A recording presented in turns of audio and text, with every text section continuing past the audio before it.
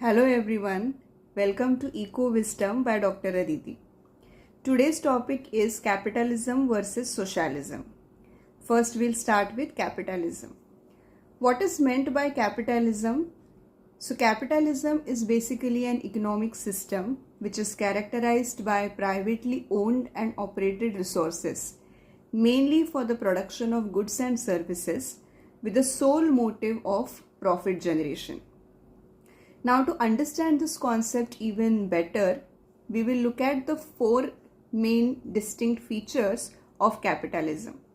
The first feature is private ownership, which means the main resources in the economy, the businesses, the property, etc., is owned by private players in the market.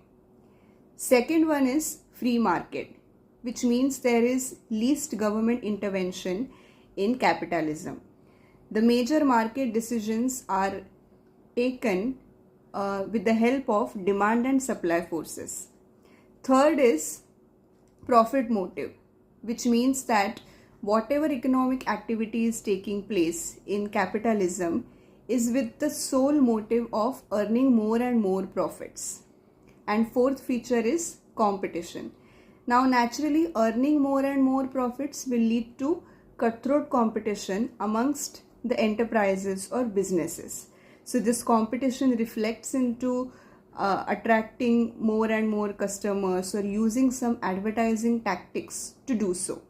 So in a nutshell, we have explained the meaning of capitalism.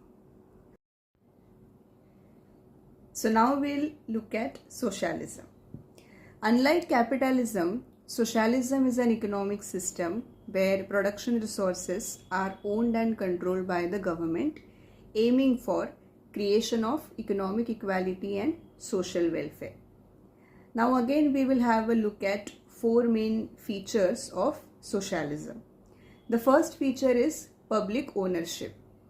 Under socialism, the major resources in the economy or the key industries in the economy are completely owned by government. Second is regulated market.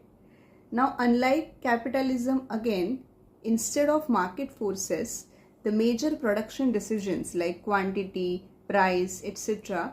are decided by government intervention. Third feature is social welfare. So it is the government's responsibility under socialism to look after the marginalized sections in the society by creating social welfare for such people. And last one is redistribution of wealth.